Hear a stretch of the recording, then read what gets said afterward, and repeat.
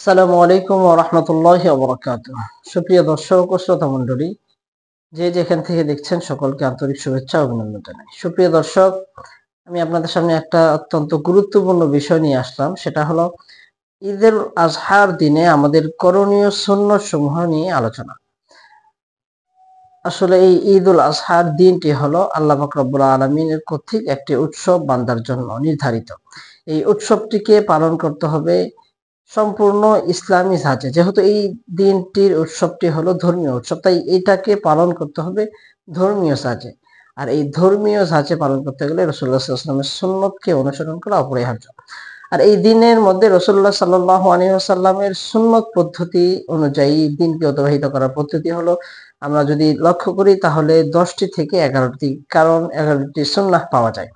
প্রথমত, আমাদের সকালবেলা ফজরের সময় অতি দ্রুত ভোরে ভোরে ঘুম থেকে উঠে ফজরের সালাত জামাতের সাথে আদায় করা, এটি হলো প্রথম সুন্নাহ। এবং দ্বিতীয় সুন্নাহ হলো মেসওয়াক করা। মেসওয়াক করার মাধ্যমে নিজের মুখকে পরিচ্ছন্ন করা। তৃতীয় নম্বর সুন্নাত হলো গোসল করা। চতুর্থ নম্বর সুন্নাত হলো গোসল করার পরে সবচাইতে উত্তম পোশাক পরিধান করা। এক্ষেত্রে নতুন পোশাক পরিধান করা বাঞ্ছনীয় নয়। উত্তম পোশাক যেটা, যদি নতুন পোশাকের থেকে উত্তম কোনো পোশাক, ভিন্ন কোনো পোশাক থেকে থাকে, তাহলে সেই পোশাকটা পরিধান করা, উত্তম পোশাক পরিধান করা। এরপরে পঞ্চম নাম্বার সুন্নাহ হলো খুশবু লাগানো। ষষ্ঠ নাম্বার সুন্নত হলো ঈদুল আজহার দিনে কোনো কিছু না খেয়ে ঈদগাহের মধ্যে যাওয়া এবং প্রথম খাবারটা কুরবানির গোশতের দ্বারা প্রথম খাবার সুন্নাহ।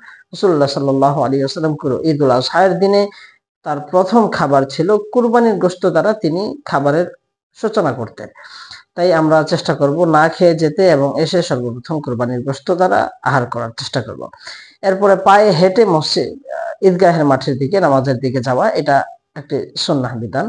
এবং তাকবীরে তাশরিক, আল্লাহু আকবার, আল্লাহু আকবার, লা ইলাহা ইল্লাল্লাহ, আল্লাহু আকবার, ওয়াল্লাহু আকবার, ওয়ালিল্লাহিল হামদ, এটা উচ্চ স্বরে, অর্থাৎ নিম্ন স্বরে নয়, আবার বিকট শব্দেও নয়, মধ্যম স্বরে এই তাকবীরে তাশরিক বলতে বলতে ঈদগাহের মধ্যে যাওয়া, এটাও এই দিনের একটি সুন্নাহ। এরপরে আমরা ঈদের নামাজ পড়ার ক্ষেত্রে, আমরা যেখানে ঈদের নামাজ পড়ি, চেষ্টা করা যে এই ঈদের নামাজ পড়ার স্থানটা আমরা সমাজের সকলেই মিলে চেষ্টা করে এমন কোন স্থান নির্ধারণ করা যেটা মসজিদ নয়, ফাঁকা স্থান। এটা হলো সুন্নাহ। রাসূলুল্লাহ সাল্লাল্লাহু আলাইহি ওয়াসাল্লাম মসজিদের মধ্যে নয় বরং ফাঁকা স্থানের মধ্যে ঈদুল আজহা এবং ঈদুল ফিতরের নামাজ আদায় করেছেন। সুতরাং এই ক্ষেত্রে চেষ্টা করা ফাঁকা মাঠের মধ্যে নামাজ আদায় করা। হ্যাঁ, কোনো কারণে যদি ফাঁকা মাঠে নামাজ আদায় করা সম্ভব না হয়ে থাকে এবং ফাঁকা মাঠের যদি কোনো ব্যবস্থাপনা না হয়, তাহলে মসজিদের মধ্যে আদায় করতে পারে, এতে কোনো সমস্যা নেই। এরপরে ঈদুল আজহার দিন বা ঈদুল ফিতরের দিন ঈদগাহ থেকে প্রত্যাবর্তনের ক্ষেত্রে যে পথ দিয়ে সে ঈদগাহের মধ্যে গিয়েছে সেই পথে নয়, ভিন্ন কোনো পথ দিয়ে বাড়ির মধ্যে প্রত্যাবর্তন করা। এই হলো 10টি সুন্নাহ।